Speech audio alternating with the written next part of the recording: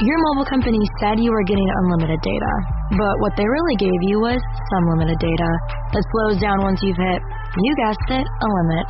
With Simple Mobile, you get truly unlimited high-speed data with nationwide coverage on a blazing fast 4G LTE network for just $50 a month with no contract. Mobile simple with Simple Mobile. Available at Walmart. Video typically streams at DVD quality. A month equals 30 days. Always refer to the latest terms and conditions of service at simplemobile.com. Blog Talk Radio.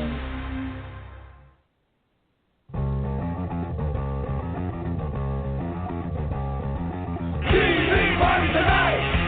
TV party tonight! TV party tonight! TV party tonight! We're gonna have a TV party tonight. Alright! We're gonna have a TV party, alright! Tonight! We got nothing better to do than watch TV and have a couple of brews. Everybody's gonna hang out here tonight. Alright! We'll pass out on the couch. Alright! Tonight! We got nothing better to do than watch TV and have a couple of brews. Don't talk about anything else. We don't wanna know. We're dedicated to our favorite shows. And tonight, our favorite show is Orange is the New Black, Season 5, released June 9th on ye olde Netflix. And I am your host, the mandated reporter, and frankly, I'm mortified, Mr. Mark Radulich. And theoretically, joining me tonight will be Sean Comer. We are going to wait for him to call in. In the meantime, let's get this party started. Orange is the New Black Season 5. It has been renewed for a few more seasons past this. It picks up at the cliffhanger ending from Season 4. If you by now, if you're listening to this podcast, I'm sure you've watched Season 4. You know what happened. The short synopsis of Season 4 is basically the previous guards had all quit due to unfair wages and unfair practices stemming from the corporate entity that had been controlling the prison, MCC. So they all quit, and with a shortage of guards, Caputo demands that MCC send them some guards, which they do. They also start a program, I believe, for returning vets, where they can live on the property in cabins and be guards in the prison. And the guards run anywhere from abusive to just negligent. One of them in particular really loses it at the end and decides he's going to sneak a gun into the prison, a particularly disreputable guard. And, of course, after Poussey's death by C.O. Bailey and the subsequent mishandling, if you will, of the death by Caputo, who was the warden, there is anger brewing, especially being led by Poussey, Casey, Black Cindy, Janae, Allison, etc. There's just anger that had been simmering all season due to mistreatment by some of these guards, especially the lead guard, Piscatella, just erupts.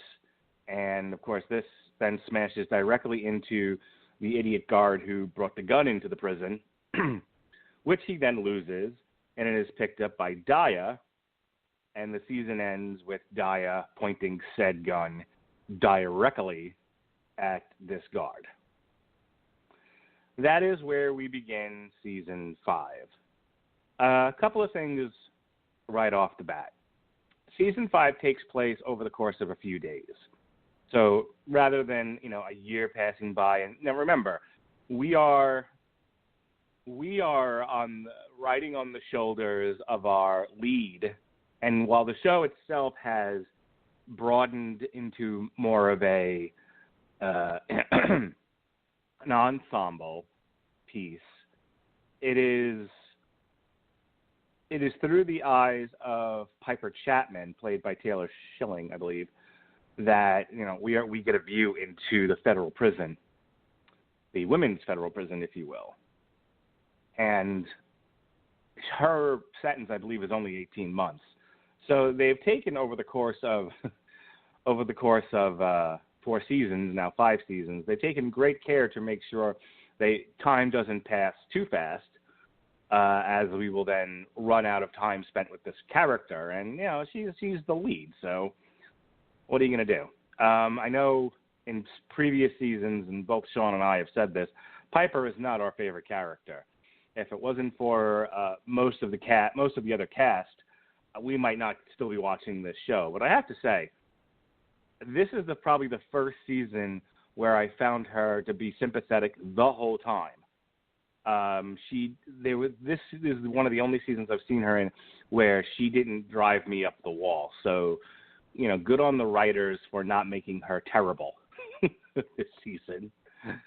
But looking at some of the themes of season 5, this one really deals with justice in the prison system.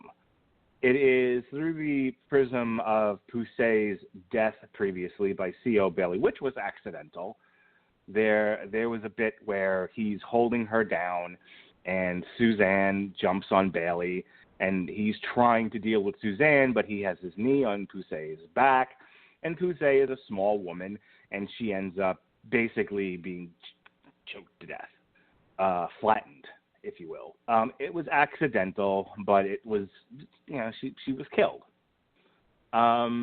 Avoidable. The whole situation at that point was avoidable.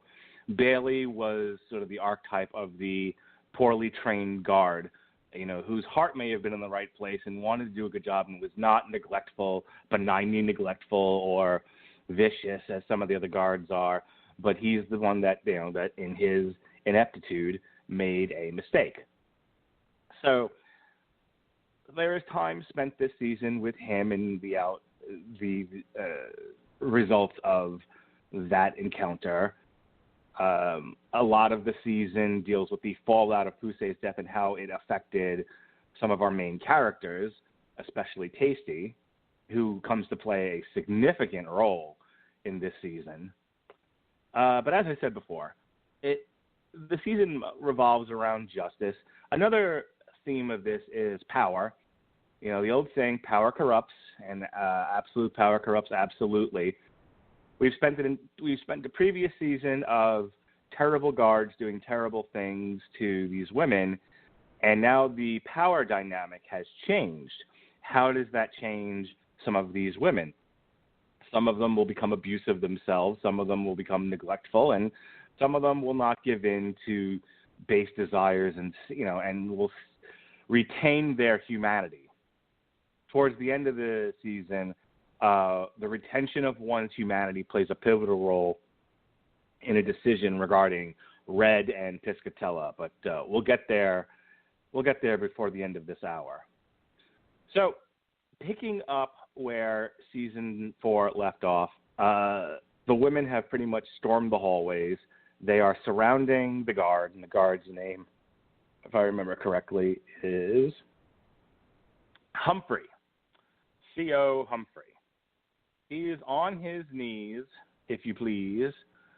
He is on his knees, and the question becomes, will Daya shoot him?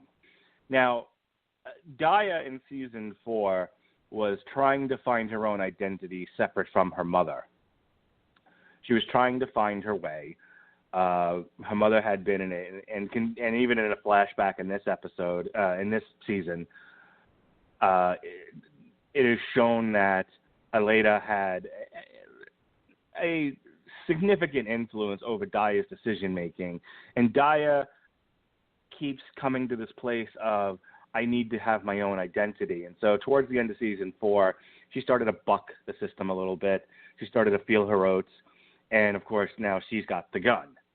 And she's got it trained on him, and you've got women saying, shoot him. And, there's just a lot of chaos. And When Humphreys starts to beg for his life in Spanish, which, as we all know, Daya doesn't know Spanish, she shoots him in the thigh. Meanwhile, our titular leads, Piper and Voss, are trying to avoid the fray. Piper's only got like 3 months left on her sentence, and Voss has already had her fill of trouble. They don't want to be involved in any of this. They certainly don't want to feel the comeuppance when that finally comes. So they are exit stage left. They run into Linda, who is the purchasing manager for MCC, and Linda, initially they take her hostage in a way, of sorts, but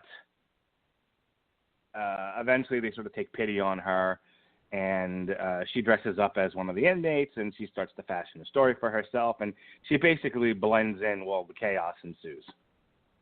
As I said, Humphreys is shot in the leg. Really, the rest of the episode is setting the stage for the rest of the season. In general, the women take the place over. Tasty and her group of women take over Caputo's office, it's Caputo and the PR rep in the office.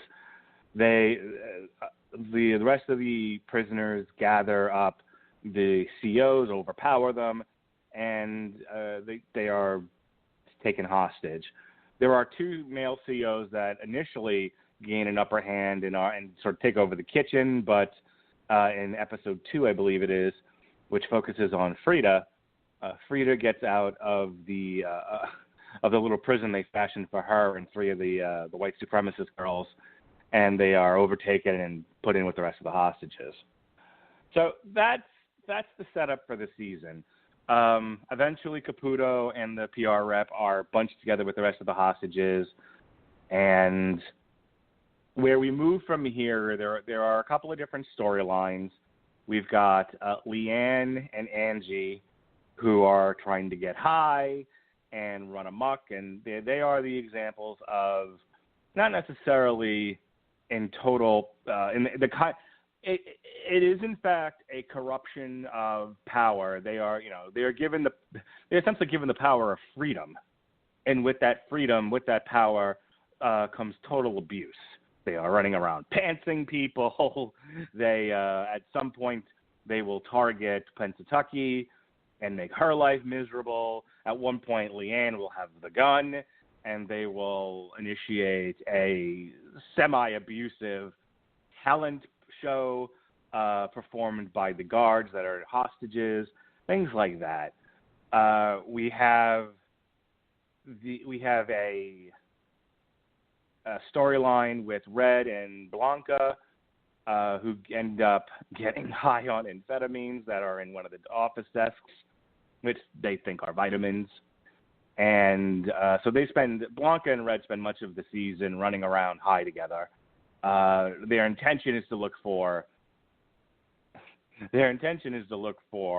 evidence of corruption among the guards, and they find it in Piscatella murdered an inmate back at his previous prison, which is why he got transferred, which is told through flashback later on.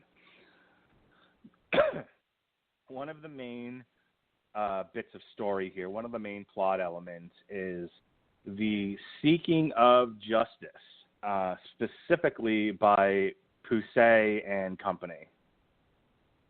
Poussey,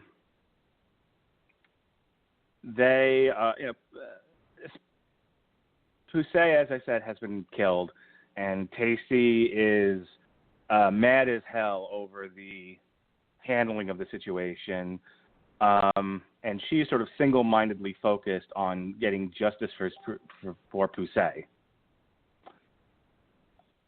I have to say that is the strongest part of the season, and ultimately the most tragic, is Tasty's quest for justice on behalf of Poussey, because it sprawls into essentially a list of demands, and these demands are not are not out of order. These demands are for basic rights for people in a correctional institution. They want the GED program back, want better food, they want better health care, they want appropriate staffing in terms of guards and in terms of medical professionals. So you have all of that.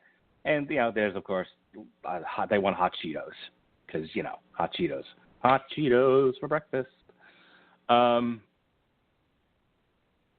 They also, and this is more tasty than anybody else, they want C.O. Bailey arrested, tried, and essentially hung, though that not stated directly. I think they settled for prison, but still, a hanging would have sufficed. The part of Season 5, and let me say this, Season 5 overall is a mixed bag. I didn't love it. I have loved Orange is the New Black in previous seasons. I did not love Season 5. I didn't hate Season 5. There were parts of it I liked that I thought were strong, and there were elements of it that were unwatchable, that I had to fast forward through some of this stuff. Couple of examples of things I had to fast forward through that were just fucking unwatchable. The Litchfield's Got Talent, the actual talent show, and subsequently before that, when Maria had all of the CEOs on a stage and was doing strip searches and was essentially humiliating and abusing them. Both of those things were unwatchable to me. Aleda at some point gets chosen by a local news team to come on and speak on behalf of the prisoners, and it goes poorly, and it's so dumb and it's so bad that was also unwatchable. And lastly, and then we're going to take a pause for the cause here, a lot of the flashbacks, which were so important to understanding the characters and then sometimes informing the themes and plots of previous episodes, a lot of them I didn't feel had a lot to do with what I was watching and were boring. And not that they were unwatchable, like the Litchfield's Got Talent thing, but more I just felt like, okay, I don't know why this is important to me and why I need to know any of this. Like Frida's backstory and Linda's backstory I thought were interesting. But, just as an example, Piper getting a tattoo with Larry, I couldn't give a shit about. And while I guess it informs the later decision for her and Voss to get, for her to propose to Voss and get married and, declare their importance to one another, you could have done all that even without the stupid flashback. So, yeah, that was one I just fast-forwarded through. All right, as I said, we're taking a pause for the cause here to bring on my co-host. Everybody, welcome to Litchfield, Mr. Sean Comer. How do you do, sir? Hi, everybody. I'm Sean. You're not, and I am not a smart man. Thanks, Forrest. All right. I fucking hate time zones. You told me 8:30, and for some reason in my brain, the only way it clicked was 8:30 Central Time. So I'm sitting upstairs having a cup of coffee and chatting with my stepdad, and I come down, I look at my phone, and I've got a message that says, "You ready to go?" I said, "Yeah," basically thinking you're just checking in about 40 minutes before showtime, and I already started. Oh, fuck. Fuck me. All right. I don't want to go all the way back through my intro here. I've set up. This is a continuation of what happened in season 4. Sure. What I was talking about when I brought you in here was, and I'm going to just going to throw it right to you after this. I felt the season was a mixed bag. There were a lot of the strength of the show resides in the theme of justice and the pursuit of justice by Tasty and company. Second to that, the flipping of the power dynamic and the idea of power corrupting and absolute power corrupting absolutely. So you have some of the prisoners, some of the inmates just losing their sense of humanity, others retaining it, and others becoming completely corrupted by the whole process. Those were the two strongest elements of it, and definitely things I want to talk about. The weakest stuff, I thought, was a lot of the flashbacks, and there were some real uncomfortable, for me at least, there were a lot of uncomfortable scenes that I had to fast forward through. I named a couple of them already, but the talent show, Aleda on the news. Oh, yeah. The humiliation of the guards in the chapel, a couple of other things here or there, but it was borderline. I don't know if pornographic's the right word, but it was just unwatchable to me. I don't want to see people suffer that unnecessarily, I guess. Yeah. So, like I said, the season was a mixed bag. What say you? You know, to be perfectly honest with you, I was really a lot more focused on the first half of the season, and so if those are the episodes that I keep coming back to sort of make my point, think of this as my way of saying, as the kids say, sorry, not sorry. I can't apologize for the fact that by the time I got midway through, quite frankly, I was getting a bit exhausted, I found, and that's rare for me with this show. I was intrigued coming into the season because I liked the idea of having everything take place over the course of this standoff over the span of just a couple of days. Because I thought for a while that the show badly needed some freshening up, especially if they wanted to really address the Saved by the Bell conundrum that they kind of have going on, where this show is supposed to take place over what is a relatively short amount of time. And they're now running into 5 seasons, and you kind of feel with each season that you're watching going, aren't we coming up on about the time when Chapman is supposed to be released? Right. At which point, theoretically, isn't that supposed to be the end of the series? But this was a good idea, and mixed bag is a good description. It's a great description, in fact, because there were a lot of things that I liked. I was really intrigued by the way that they split the major factions and gave them each their own arc, their own dynamic, and really kind of, for the most part, kept the interaction mostly within them. You have the blacks who are much more focused on getting some justice for Poussey. They want to improve the overall conditions of Litchfield, but eventually they really draw that down onto wanting to make sure that the books are balanced for what happened to their friend, to their compatriot. The Latinas are the ones who seem to be the most focused on wanting to really seize upon the power vacuum that has been created by this coup and kind of take over and reshape Litchfield for their own means for the most part. I mean, obviously trying to look out for themselves and to a lesser extent to everybody else, but they're being much less proactive and progressive and forward-thinking than the blacks are. And then you've got the whites who are just splintered in myriad directions.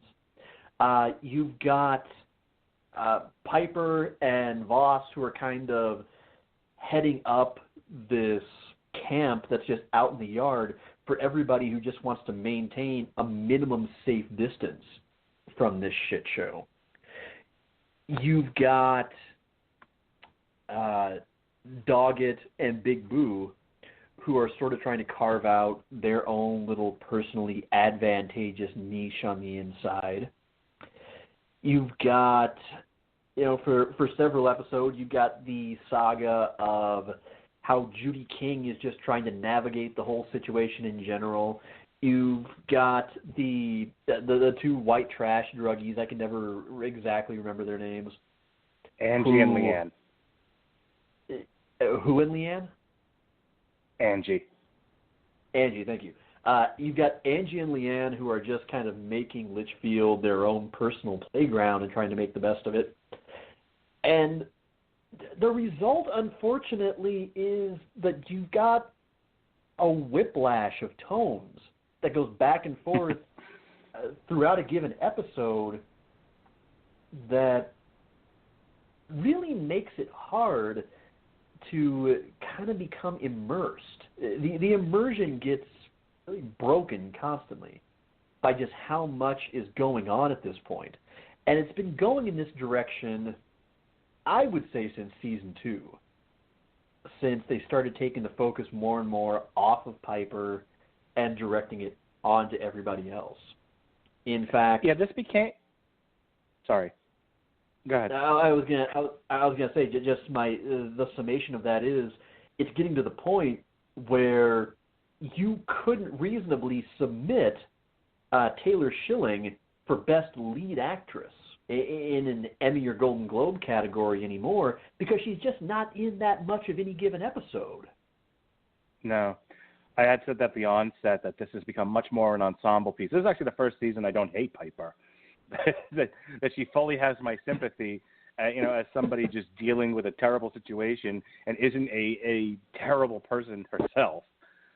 The only thing I was going to add to that, Sean, was, you picked up on something that a lot of the reviewers that are aggregated on Rotten Tomatoes picked up on. A lot of the reviews that I read did a similar thing, which is this is drifting away from situational type of, now it's called a dramedy, but to make my point, this started out as more of like a situational comedy in the sense that the situation is you've got a white American princess in a federal prison. Hilarity ensues.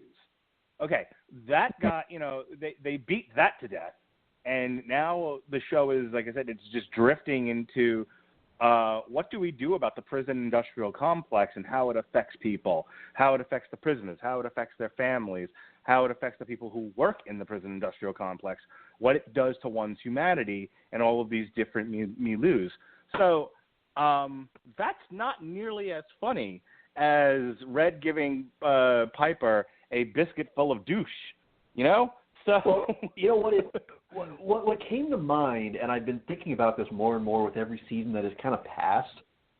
This has become, man, she's helmed so few shows. I don't really want to call it a signature, but given that Jenji Kohan was most famous prior to this as being the creator of Weeds, it's a hard comparison not to make, and that is, in both cases, you have a main character on essentially an ensemble show who it becomes harder and harder to like and really root for as time goes on, and not even really in a Walter White anti-hero kind of way or like a lot of the characters on Sons of Anarchy, but in the sense that you just watch just in total bafflement as the life choices just get worse and worse.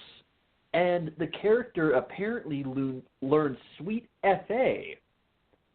from the desperate fixes they find themselves in. I've seen people point to, and it's been so long, I forget which season it is, but the season opener of Weeds, wherein Nancy Botwin has just gotten out of prison, and the very first thing she does is sets up an operation selling hash. But the thing is with this one is, Piper became hard, if not impossible, to like from about the second season onward. But it's not even a point wherein she's so detestable that everybody else looks better by comparison. It's just that she gets so little screen time and so little to do in the arc of each season after the first that you can't help but be more invested in everybody else, to the point where Taylor Schilling could not be in season 6 at all, and I'm not sure either of us would hardly notice. No. Like I said, I didn't hate her this season. This is the first season where my feelings toward her ranged from I liked her to lukewarm, where I was much more in the character who deserves. There were two characters who I think deserve. I know one of them has already been nominated for a bunch who deserve Emmys, and were the two probably the strongest performances of the entire season, and one of which who led the arc that to me was the most interesting, and that's Danielle Brooks as Tasty. Yeah. Secondary to that, Uzo Aduba as Suzanne. As somebody who works in the mental health field, looking at somebody whose personal arc of this season is with the loss of structure and ultimately the loss of her caretakers who make sure that she takes her meds, descends into insanity. And I'll tell you, Uzo Aduba, they need to keep giving her awards. Just keep throwing them at her. Her performance as crazy as Suzanne this season was phenomenal. But the shit stirrer in me, the punk rock in me, loved Danielle Brooks' Tasty, who really steps out of herself. I mean, she had become sort of the gang mom in the previous seasons among this group of African-American women. And in this one, she steps into a different role. She becomes the advocate. And her interactions with Caputo and Figueroa and the decisions that she makes, and ultimately how she just destroys the entire thing with her single-mindedness, was phenomenal. And and obviously they couldn't focus the entire season on just that, but if they had, I'd have been satisfied. It wouldn't have been a steak dinner, but it would have been a nice bit of chicken salad. It would have been a pork chop. But the thing is, my one problem with almost every scene that Tasty is in is unfortunately a character that, and I want to say in past years when we've done this, I've kind of tried to be a little more out there with my opinions and perhaps a little more outrageous than I needed to be for the sake of entertainment. This time I'm just shooting straight from the hip with this. Black Cindy had become kind of a character that had been redeemed in my eyes, if not so much for her actions and her arc, but for the fact that she had been lent a little bit of depth and had been made slightly more than this show's Jimmy Walker, essentially. Right. But now it felt like this season, every time they tried to take it back to a more serious place between the wonderful dialogue given to Tasty and I would also add Janae and again, I'm terrible with names. The one Muslim young lady, Allison, yes. Those three in any scene that kind of took it back to the black faction were absolutely outstanding through and through the entire way. But again, it's that immersion breaking. It's the idea that you can have a perfectly fine, dramatic, well-written, balanced scene with those three, but for some fucking reason, off to the side, every single time, someone has decided that we have to have Cindy off to the side cutting up. And yet, at no point does any of the other three get absolutely sick of this and react the way I would think a natural person would at a time like this, and that is to absolutely bitch slap the taste out of her mouth. Can I take this moment to disagree with you? What did you say? Well, I want to debate that because. Okay, by all means. And if I cut you off before you were getting to this point that I'm about to make, I apologize. But I do feel like that moment came just not the way you're wanting it to. There comes a point, and it deals directly with Suzanne, where Black Cindy goes to Tasty and says, "You have to fix this. Suzanne's off her rocker." And she's like, "There's bigger problems right now going on in this prison than one crazy-ass Suzanne. You have to deal with this." And then she does, and she fucks it up, and it goes back to Tasty, and Tasty says, "You created the problem. Now you have to fix it."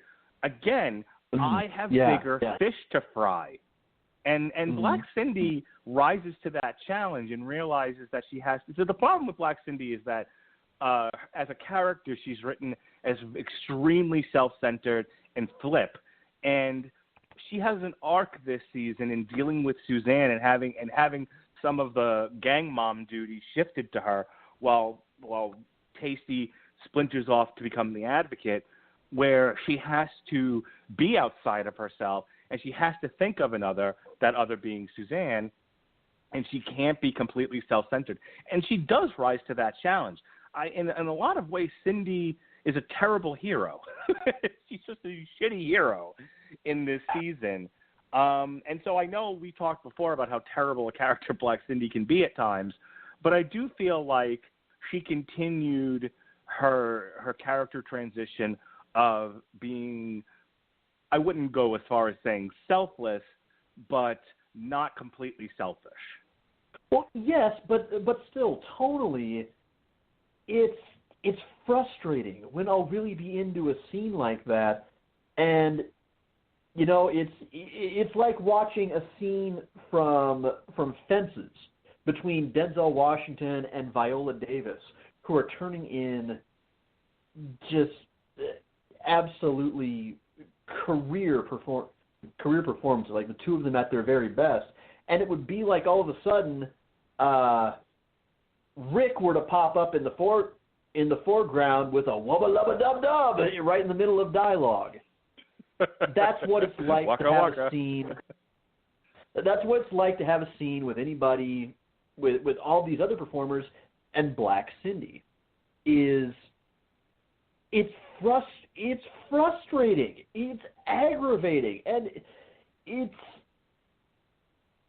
almost like this season at times it feels like the writers have forgotten where a joke should go and how far to take it. I felt the same way in the first episode of the season when they kept just haphazardly name-dropping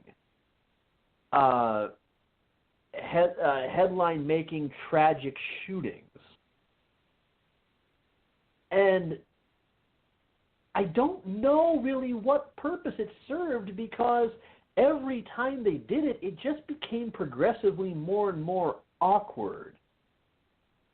It didn't feel like something that I would be seeing on an episode of Orange is the New Black.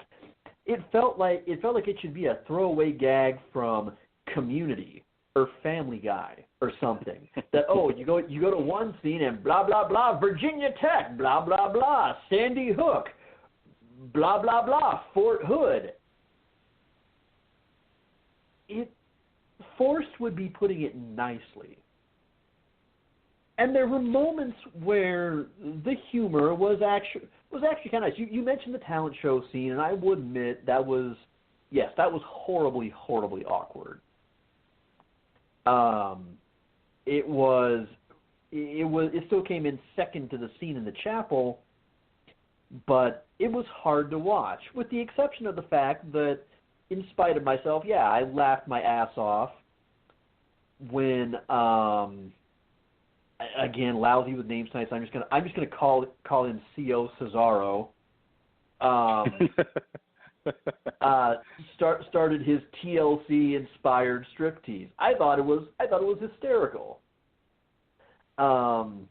Which there's another character with some serious range, because the very next episode, god damn, you end up feeling terrible for the guy, both the actor and the character, because they're trying to depict him clearly having a very serious breakdown over these conditions, because he seems to have a genuine hang-up about going to the bathroom in front of people, which I understand is definitely a thing.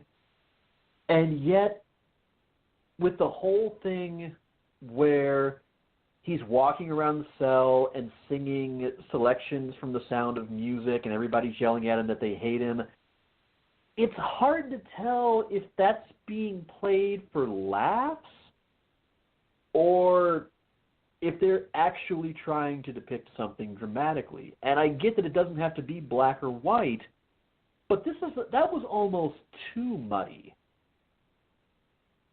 You know, that was almost a little bit too much. Whereas, oddly enough, the repeated gag they did where Caputo was taped in the urinal and actually had some fairly wise words to impart to an inmate, and was trying to be a peaceful voice of reason, and they just kind of walk off and pretty much never hear these important things he's trying to say to them. For some reason, yeah, that actually made me chuckle a little bit. There were two. I don't know. Sorry, did you sometimes have the same trouble kind of getting a bead on tone that I did? Let's address this, and then we'll move on to something else. I said before that a lot of the reviewers really struggled with the shift away from the more comedic elements of the show into the more dramatic elements, and I didn't. I didn't. One, I don't have a problem with it. Two, I don't think the shticky comedy elements of this beyond the first season were all that entertaining to me. Not that I ever wanted Orange is the New Black to descend into Oz, but because even that kind of been bleak. A bit, but I mean, I think, you know, once they've established that prison conditions aren't good, there comes a choice that the show has to make, and that is, it's just going to be just nothing but individual character pieces and character arcs, or are we going to address a larger issue? And Sean, I don't want to get preachy. This isn't what the show is about. We're here to discuss a television show, but you can't discuss the show without discussing this part of it, and that is the prison industrial complex and justice in incarceration settings isn't funny. Mark, by all means, if you have a deeply held opinion about that, one of the things that I like about this show is, you know, we do this every year, and I very genuinely enjoy hearing what you have to say about it, because it's not every day that everyone necessarily gets to hear this side of the story from somebody who has actually kind of been in that kind of proximity to some of the situations that this show is depicting. So by all means, if you want to get preachy, go right ahead. I mean, I'll mute my phone and just sit back and listen with a cup of coffee and enjoy every word, pal. You don't have to do that. But I will say, I applaud the show for taking these issues head on. And unfortunately, I get where the writers are coming from. It's hard to make a joke of this stuff. It's hard to make a joke of institutions that, first of all, house a lot of people that were mistreated by the justice system in the first place. I mean, John Oliver does a really great job of doing selected pieces on different elements of the justice system. At the end of the season, where Linda tries to tell one of the CERT team people that, and Linda, in case you figure out who the character is the purchasing exec from MCC who has run around the entire season disguised as an inmate, so as not to be taken hostage. But at the end, she's trying to tell one of the CERT team people, I'm one of you. I work for MCC. I'm not a prisoner. And then, of course, Boo, who has been hurt by this woman emotionally, and then the Nazis, who are just terrible. all start saying, I work for MCC too. So now she sounds like a crazy person, and she isn't being listened to.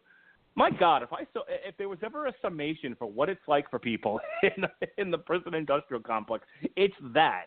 It's this idea of I am not being heard. I legitimately have an issue. I legitimately have a problem, and I am ignored and treated as less than, if not crazy. I see it all the time, and there's not a whole lot I can do about it from my position, but individually, one-to-one, from me to these people, I try to listen to everybody, and I try to hear them. And sometimes these people really are lunatics, who are just, I don't want to get into it, but what they have to say, it really is meaningless. But there are situations where people, they have something to say. They need to be heard.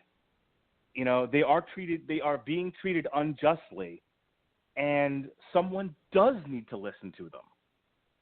And a situation needs to be dealt with. And 9 out of 10 times it's not. And they're all Linda, who is a free person who has done nothing wrong conceivably, and is yet still being treated like a prisoner who is not a worthwhile human being. I said to my mother-in-law recently, I said, this is a situation where my daughter was going to a sleepover, and she's 6, and this is not an invitation to discuss my parenting, but I want to tell this story real quick. I made it a point to talk to Lily about good touch and bad touch, and sleepovers can be ripe with situations where somebody gets abused or gets molested. And I said to her, I said, look, have fun at this thing, enjoy yourself, but remember, essentially good touch, bad touch. And I said it once to her privately, and I brought it up again the night before the sleepover, and my mother-in-law got all on my case. She was like, why would you talk to her that way, and why would you say that to her, and you're going to put ideas in her head. And I was like, do you know the vast amount of women I talk to on a weekly basis who were all molested as children by people they knew in situations like the one she's going to? So I think I have every right to have that discussion. And the answer I got back is, yes, but you only work with the dregs of society. And to round this back to so to round this back to the discussion of this television show, when the majority of the world looks at these people as the dregs of society, like they are not worth justice, they are not worth fairness, they are not worth taking care of, they are not worth humanity, that personally irks me. It's the reason why I continue to do what I do, because at least as one person, one-to-one, individually, I can try to help as many of them as I can as needed. If they hear one decent, humane voice in these places, at least it'll be mine. So, and I'm doing a little bit of something, a 0.0001% of something. And the show is handling those things. The show is addressing them. The show just said what I said this season. These are human beings, and yes, many of them did something wrong, and there must be recompense. But many of them were, I don't want to use the word victims, but I don't know what other word to use. Victims of a justice system that preys on, as Ice-T would say, anybody without money. These are the No Lives Matter people. You have to hear the song. It's a great song. Body Count, No Lives Matter. I feel like the show, for the most part, does a fair job of not going overboard with the idea that, trying to make martyrs of sort of every single character and making it out as though nobody we see actually deserves to go to prison. No, there's some for whom they make it very clear that they probably shouldn't be in that environment in the first place, given the circumstances of their crimes. Suzanne, comes right to mind, as well as a number of others. Well, hell, look at we never get it in a flashback exactly, but look at the story we got behind why Jones is incarcerated. Right. She was high one night, thought that a child was a deer, and shot it. I would think that would usually probably get pled down to a much lesser sentence than what she actually got. But there's some that we see throughout the show wherein by the time their flashback is over, we kind of go, no, maybe you don't deserve the treatment that you're getting now, but you certainly deserve to be roughly where you are, and that is, incarcerated. I 100% agree with you. 100% agree with you. But the question then becomes, what should a prison be? I'm going to make this one point, and then I'm going to let this go. But there are plenty of prisons throughout Europe that are 100% rehabilitative. They are, people get educations, and I think I've seen pictures of some prisons in like Switzerland or Sweden or something, where like they look like college dorms. So does a prison have to be a quote unquote prison, or is it a correctional institution? And that, I think, is the heart of at least part of this season, is this desire, and certainly something that's important to me, to see prisons become correctional institutions and not gulags. So in other words, a facility where things like the GED programs and access to legal aid remains fully intact and aren't the first things that get cut when the belt has to be tightened. Yeah. Frida talks about they had a swimming program that was cut shortly before, I think it's Figueroa who comes on board. I can't remember what exactly is the event that coincides with the swimming program being cut. But idle hands are the devil's playthings, and when you give people that sense of community, and they've done this in previous seasons. One season they had the garden, and yes, the garden was abused in some ways, but ultimately the garden gave some of the. In the first season, there was that episode where they were ready to close the track. Right. Things like that. When you take away everything from people that gives them a reason to get up in the morning, you leave them with nothing but their thoughts. And in a place like a prison, their thoughts can become quite negative. Yeah. So what we were talking about here, and then let's transition into some other elements of the show. We can keep the conversation moving. I guess the struggle is, how do you make any of what I have just said for the past 10 minutes funny? It's hard to.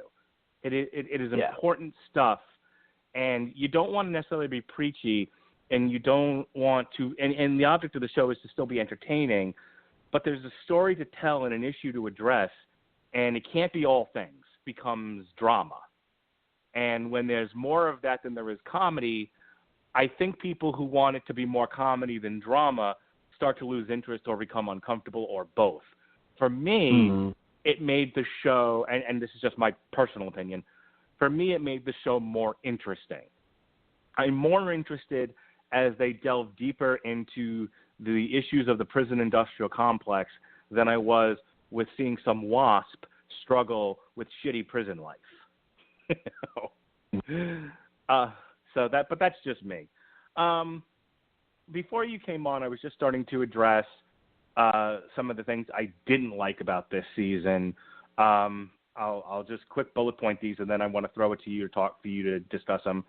Like I said, there were a lot of awkward, unwatchable moments.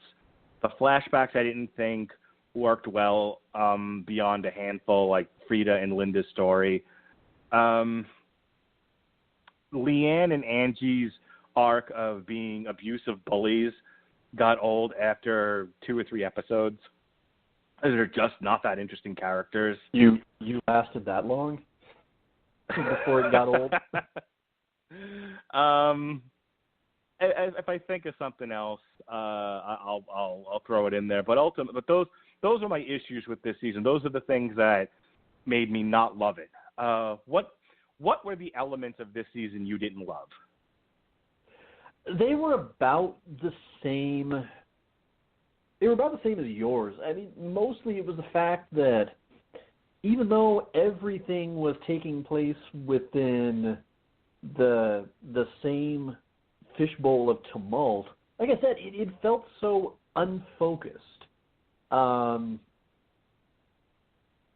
lot of times, like, there was no thematic thread that ran through necessarily any one episode. A lot of times that I could just sort of grasp onto and feel like everything came back to that, which is one of the consequences I understand of having an ensemble show. But at the same time, I don't think any one season has felt quite as scattershot as this one. You mentioned a lot of parts that were really, really hard to watch just because of how literally abusive they were. Not in terms of how this, in any kind of comically exaggerated way of saying they were bad, but just literally saying that we were watching a lot of characters that we've invested in throughout the season, or throughout the past seasons, just pull complete 180s and become devoid of conscience and act absolutely deplorably, even considering the things that these obviously poorly trained COs had put them through. It wouldn't surprise me if a lot of people, when they watched the scene in the chapel, probably felt a lot like Alex did, just in terms of just kind of wanting to walk away from it and go, I don't want any part of this. At this point, it isn't entertaining. It isn't making a point. This isn't character development. This isn't, feeling satisfied with the way anybody is getting treated. This is just flat out uncomfortable. And the talent show was at least moderately funny. I can at least come back to that part. But it feels like the show is starting to lose any kind of focus in terms of what it wants to be. And it feels like it's separating a lot of the characters rather than creating new interactions between them. And they're decisions that sort of perplex me a little. You've obviously got Doggett and Boo, and they've got their own dynamic. But it felt like for much of the first half, they were, again, just sort of their own faction unto themselves, and not really having much widespread interaction with anybody else. There were the moments between Maritza and Flocka with the jealousy over who was getting more YouTube attention, which became a matter of what is this actually accomplishing, aside from it being a semi-funny little micro arc that's spanning a few episodes. It's too much that doesn't feel like it has any unity, and at the same time, on top of all that, you're watching characters sometimes that we've really come to kind of like really be treated pretty horribly. Caputo isn't perfect. He's come a long way since the first season, but it hurts a little bit to a certain extent to see him being lumped in with some of the other COs who really were just flat out unapologetically abusive. I have to say, some of my favorite scenes of the season are between Caputo and Figueroa, and the line of the season comes from Tastes like, I don't know what kind of nasty pillow talk is going on here, but can we get back to business? I've always loved the interaction between those two. And at the same time, it's also a period of adjustment because we're seeing characters that we've really enjoyed seeing the past few seasons just kind of suddenly disappear. Bursette comes to mind first and foremost. She's been a regular throughout just about the entire series. And, of course, obviously, it should almost be a running gag this time. If someone gets sent to SHU, you had better just say goodbye to them for the foreseeable future, because they ain't coming back. Yeah. Here, not a whole lot of time spent in Max on this show. Yeah, and here, I mean, that's kind of exactly what happens. You know, she goes off and kind of gets herself sent to SHU so she can find out what happened to Sister Ingalls, and then she gets her answer, and that's the last we see of her for the entire season, which is sad considering that if you want to look at TV from a social perspective, she's really been not just that Bursette has been one of the most important characters on TV in recent years to come along, especially in terms of representation for the trans community in a fictional setting, but also the fact that Laverne Cox has been a groundbreaking actress. In that, I believe, if memory serves, when she was cast, she was the first actual trans woman to be portraying a trans woman on a major drama. That was a huge deal. But aside from that, her performances have also been excellent. Her arc has been extremely compelling, especially last season when we got to see the element of how not really having both parents around or having a father figure has really affected her son, and how he's gone from just being angry to being flat out kind of disturbing. And this season, all of a sudden, just a few episodes in, she's gone. Just bye-bye. I would also throw Ingalls in there in terms of somebody who was really getting to be pretty interesting in terms of her capacity to really break out and crusade for the betterment of Litchfield, and to have a willingness to sacrifice of herself to do it. I don't know. I'm trying to think of what I really want to say here. It's hard to invest sometimes when every time you get interested in something, all of a sudden you're slingshotted over to, meanwhile, back in the Hall of Justice. I think I have a good way to put it. And, of course, it wouldn't be a Radulich and Broadcast Network show if we didn't make a professional wrestling comparison. Everyone take a drink. Of our audience, what'd you say? Everyone take a drink. Yeah. Good coffee. It's my little David Otunga moment. I look at it at this point as being a lot like both what was good and bad about the Attitude Era in the WWF when Vince Russo and Ed Ferraro were booking.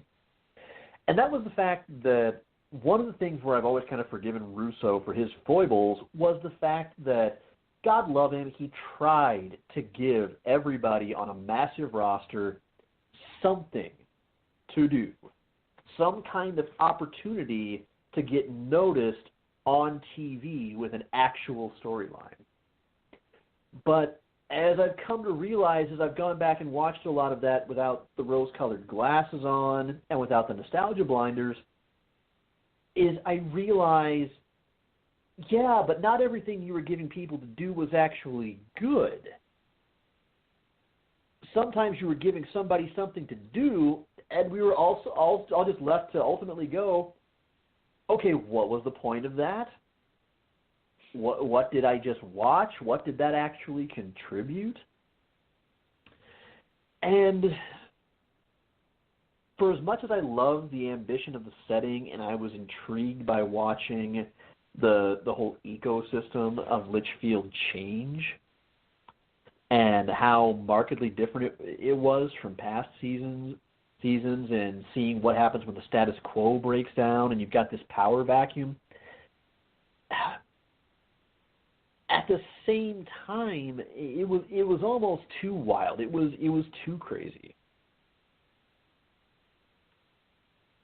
There are two things I want to address before we run out of time. We've got about 25 minutes left, but I want to make sure that we cover one particular part of the season and then maybe speculate on how they're going to deal with Season 6 from where we leave off in Season 5.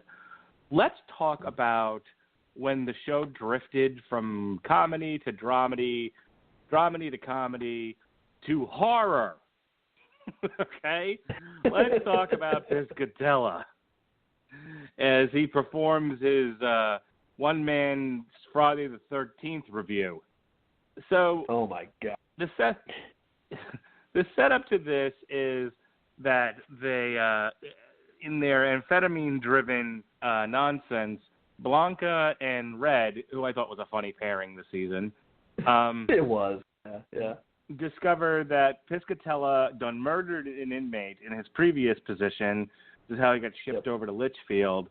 They seek to expose him, and Red's big plan in her insanity is to lure him into the prison and then kidnap him, take him hostage, and make him sign or make him confess out loud to what he did. Mm-hmm. He does, in fact, get into the prison, but they are thwarted, undone. The whole thing's a mess, and he is ready to rumble. Now, initially you're led to believe that he is in there to help, take back the prison.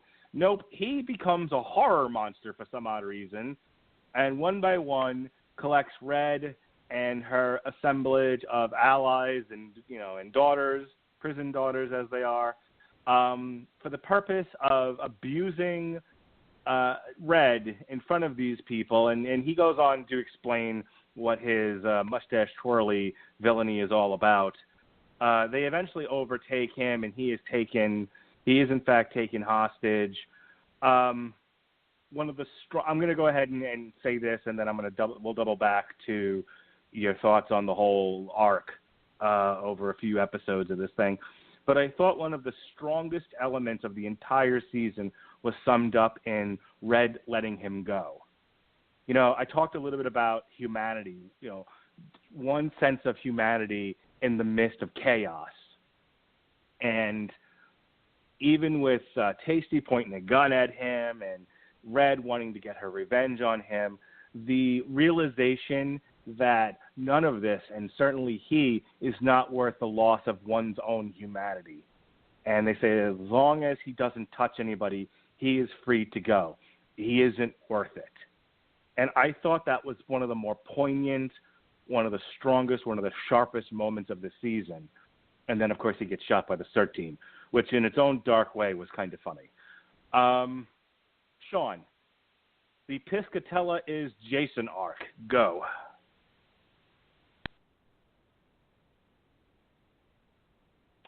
We have momentarily lost Sean, possibly the Piscatella. I'm sure he'll dial back in, presumably. Are you planning to call back? All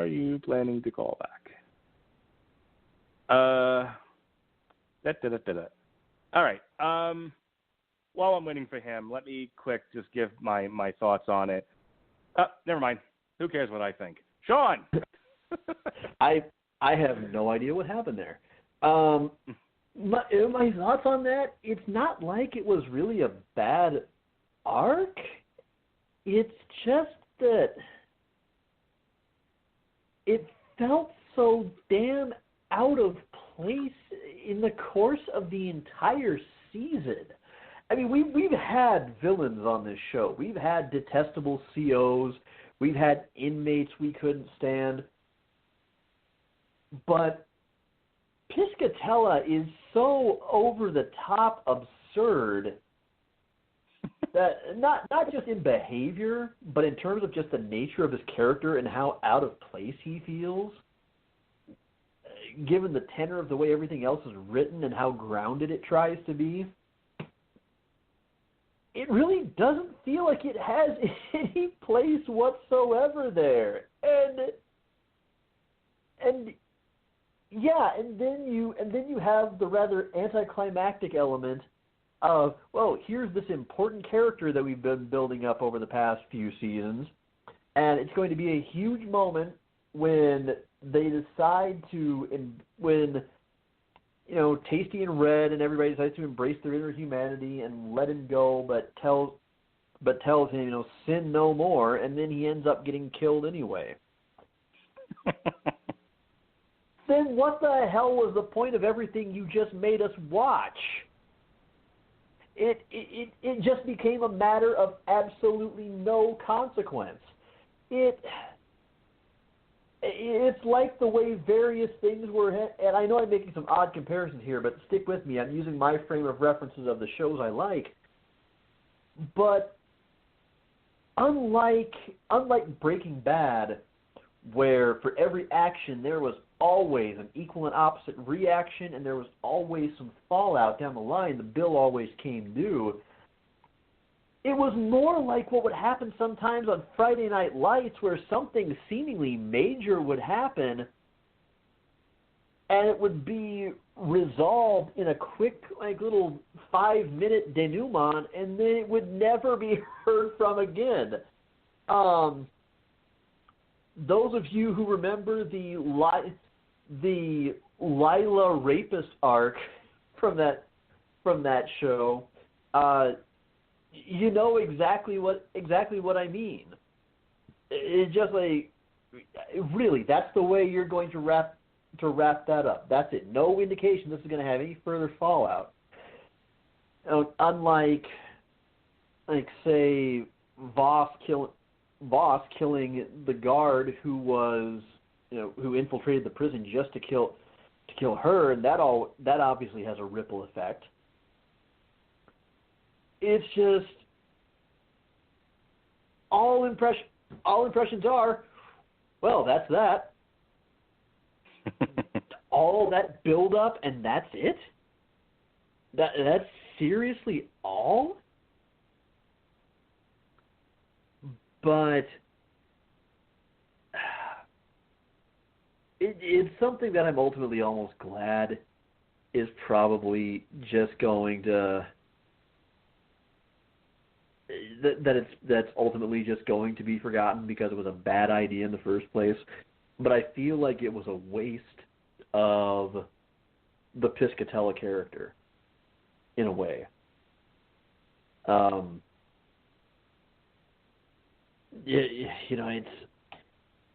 would have liked to have seen him maybe get worked in throughout subsequent seasons, but I guess they felt they had come to the end of the line and they just wanted to kind of do away with him in the most emphatic fashion. Or is this maybe like a behind-the-scenes scenario, like what happened on Lost occasionally, where somebody got killed off on the show, and we found out later, oh, you got killed off because you were very, very naughty? Just that's about my thoughts on it. was just as Damien Dark put it best on season 4 of Arrow. Well, that happened.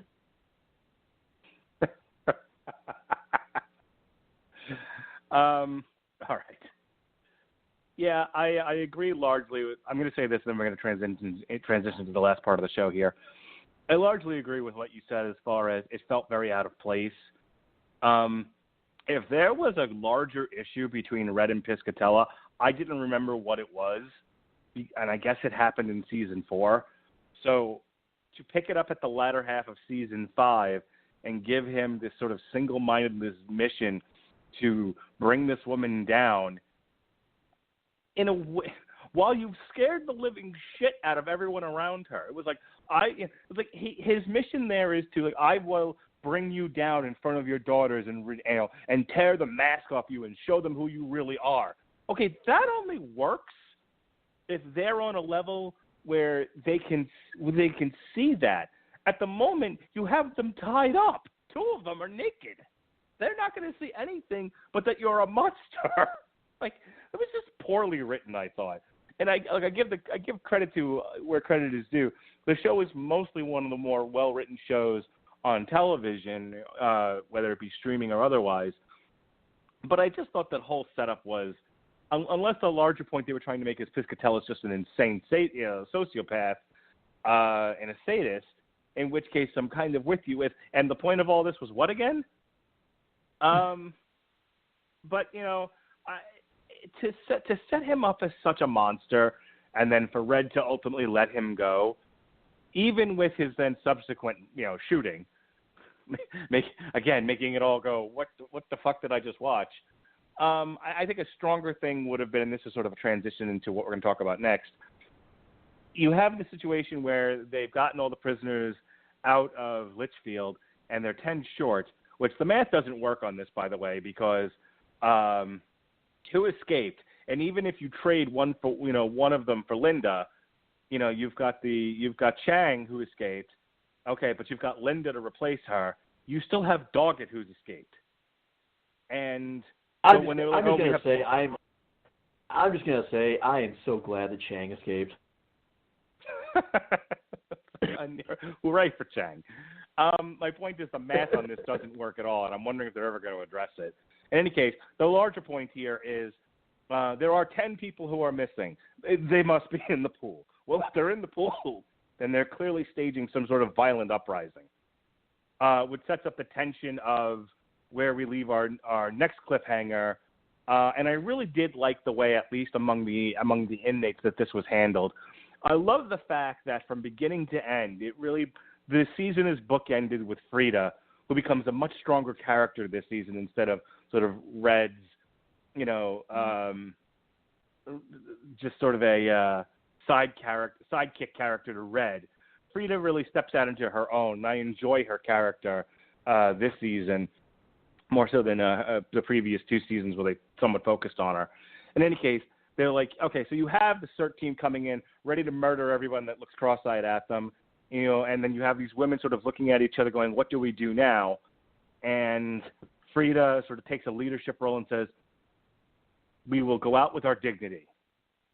Now, I think what I would have said was, we will get on our knees, put our hands behind our head, and we will say in unison, we are unarmed and we surrender. A stronger image in terms of entertaining television is certainly we will go out with our head held high with dignity, and we will stand here arm in arm and accept whatever recompense comes our way.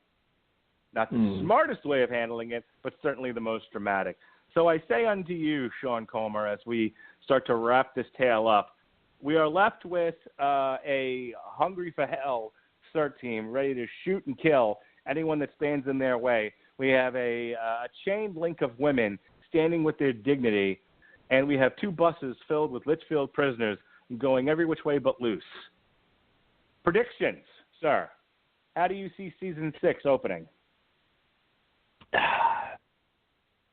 Yeah, to be honest, I kind of like the idea of each season sort of picking up moments after where the previous one left off.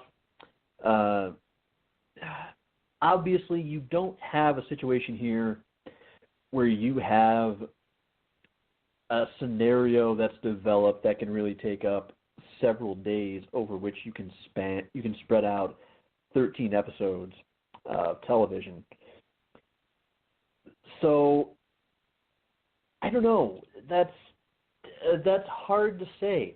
Maybe we get a show where, for the time being, our arcs kind of get divided between Litchfield and how the prisoners who have been sent off someplace else are adjusting to their new environment, which I'm not sure how well that's going to play out, because that might very well kind of spread attention spans a little bit too thin in terms of giving them somehow even more to focus on than the dozen or so various arcs that are supposed to play into one big happening each season in Litchfield.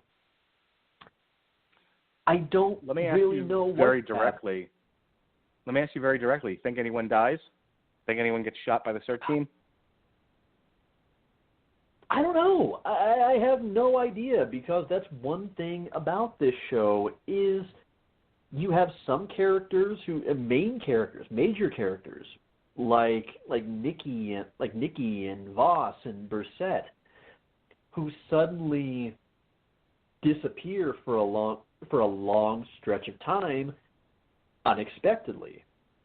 And then there's a way that they ultimately get worked back into the narrative.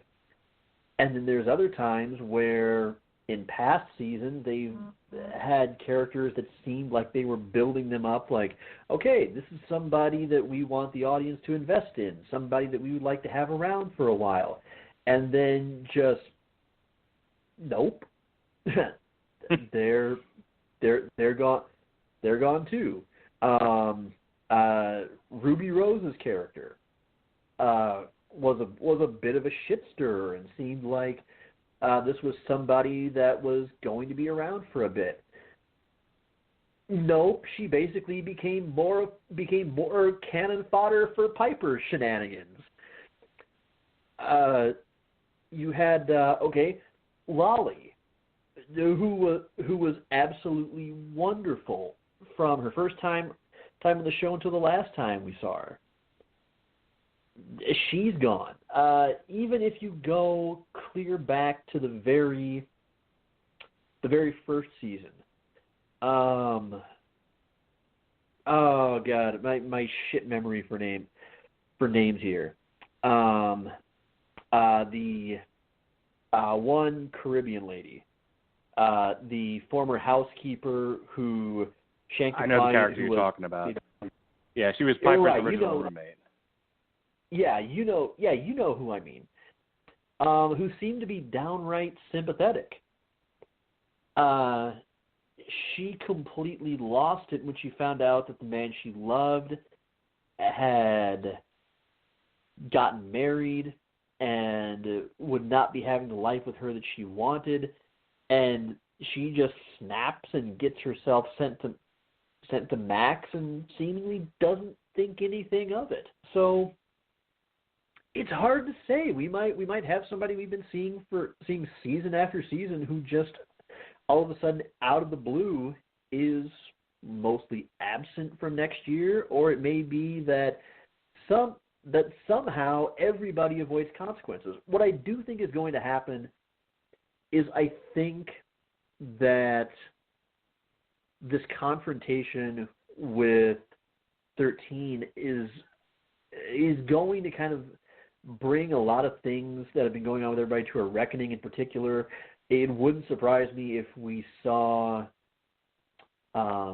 Alex somehow finally be confronted with the murder that's on her hands. I don't know what might happen to everybody else. Maybe Piper manages to somehow get some time tacked onto her sentence, and that pads the show out to run for as long as it needs to.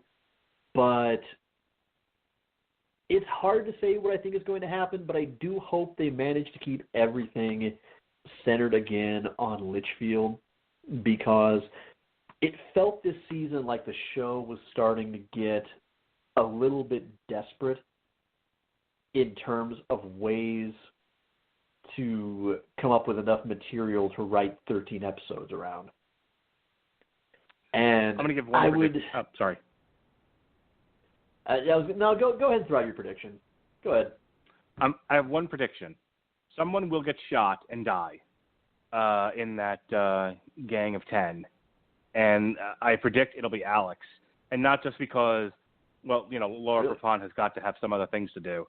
But they made a big point of Piper in her character arc becoming selfless and knowing that it isn't just a thing that's important to her, but the people in her life are important to her, and most important is Alex, and she truly loves her, and she realizes she can't be without her. Now is the perfect time to kill her, right? Because no one is allowed to be happy. That is a lesson I've learned from watching a lot of these shows. No one is allowed to be happy. No situation can ever be truly resolved. I don't know. What was it I was just watching where it was like nothing ever works out for anybody? So I have a sneaking suspicion that, some of them may get injured with bullets. The one that's going to take one right to the noodle is going to die is going to be Alex.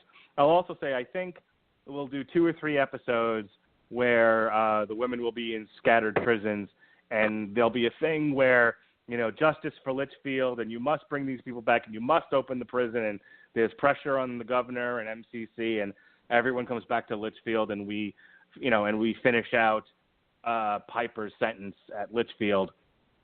Whether or not they're going to use this as an opportunity to tack on more time for her so that we have more Piper. I don't know. I think the showrunner should be brave, and let's try a season without Piper. I think at this point we're all pretty seasoned in the ways of the prison industrial complex and Litchfield in particular. I don't know if Piper at this point is needed. I'm going to give you just a minute to respond to that, and then we're going to do plugs and get out of here. Okay. About all that I really have left to say is that I'm going to be kind of bold and say that I think that either next season or maybe a season after should probably be the wrap up for the show.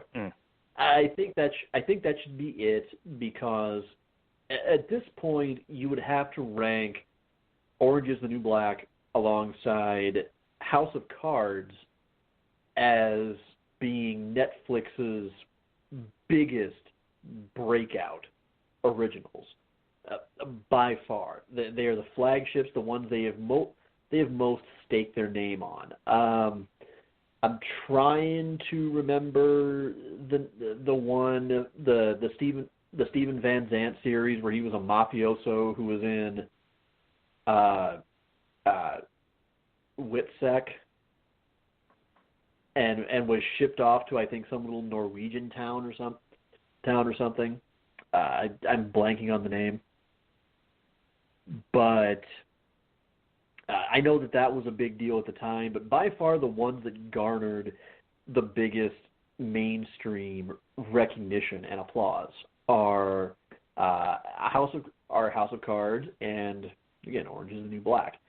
And given that Orange in particular is closing in on 7 seasons, or, well, 6 seasons next year, 7 if it goes another one after that, and that 7 is about where most shows nowadays, not called The Big Bang Theory, really start to show their age and run out of gas. I would really like to see Genji Cohen know where to end the series and to bring some closure to the whole thing before it starts just becoming a cash cow that Netflix must milk every year. And I think that with their willingness to cancel a number of shows already this off season, I think they're showing that it'll probably be better for them to just go out willingly, already setting up the end game, rather than having Netflix unceremoniously pull the plug. Well, it's got 2 more seasons left that it's already been renewed for, so we're definitely getting season 6 and 7. I agree with you. My last words on this, I agree with you. I think season 7 should be it.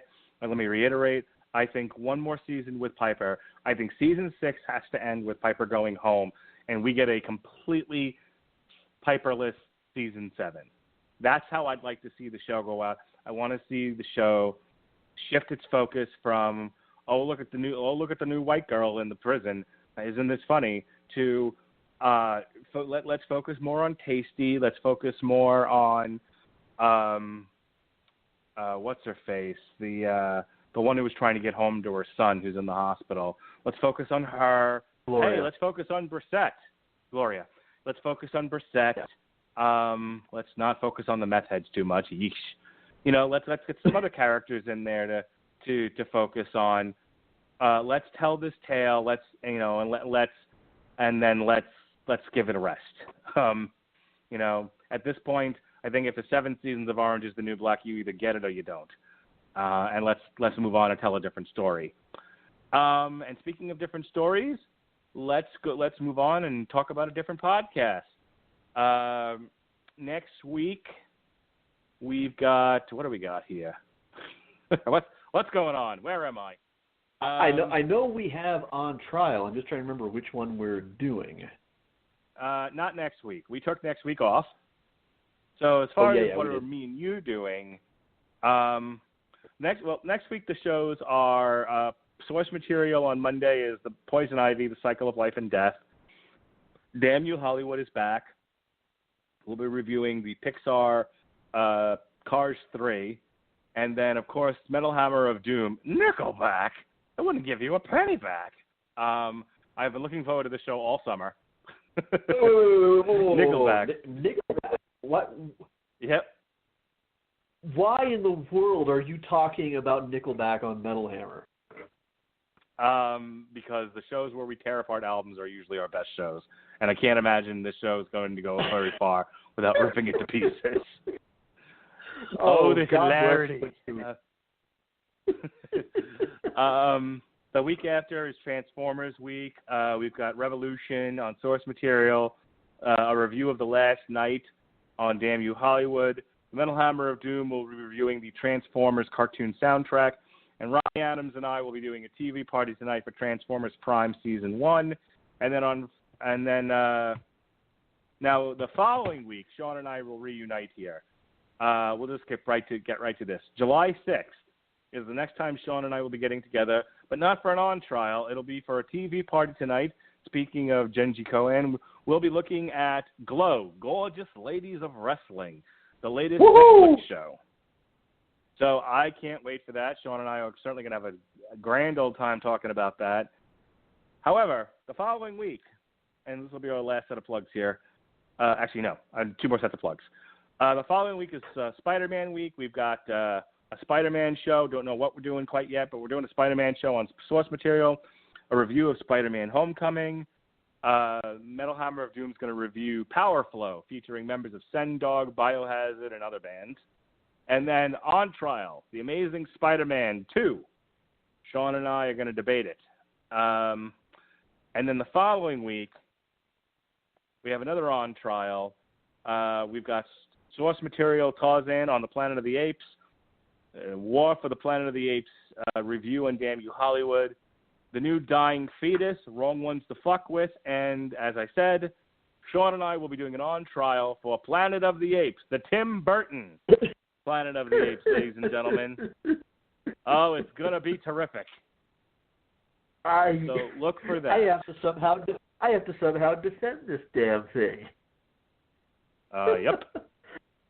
I have to come up with something redeeming other than Mark Wahlberg aside, it's got an awesome cast.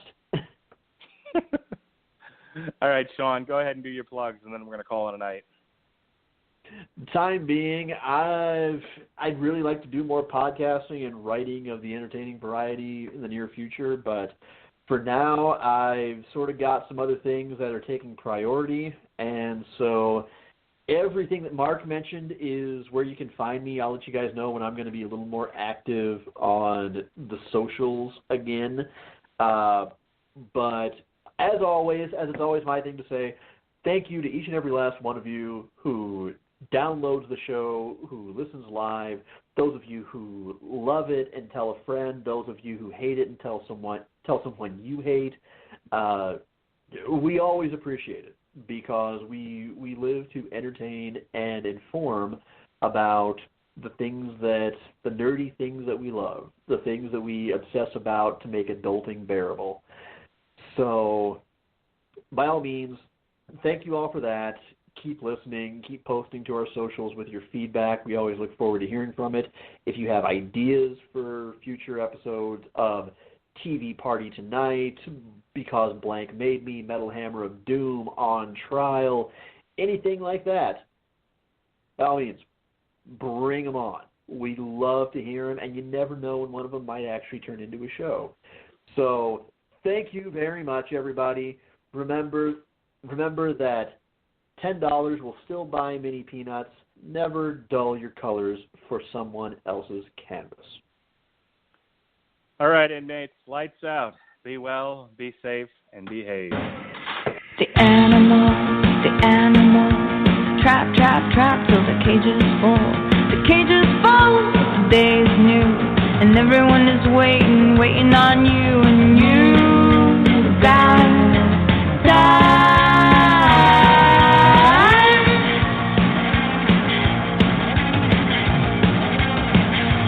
Think of all the roads, think of all their crossings. Taking steps is easy, standing still is hard. Remember all their faces, remember all their voices. Everything is different the second time around. And you got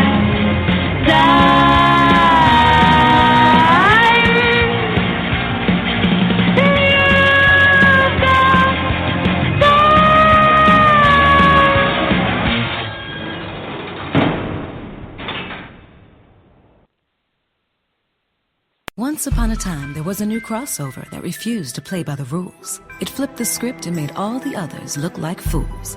Featuring styling that's sexier by far and handles like a rock star. Introducing the first ever Toyota CHR. Enjoy agile handling in the body of a seductive crossover that comes with standard 18-inch alloy wheels. The first ever Toyota CHR. The perfect ride to spin your own tail. Toyota. Let's go places.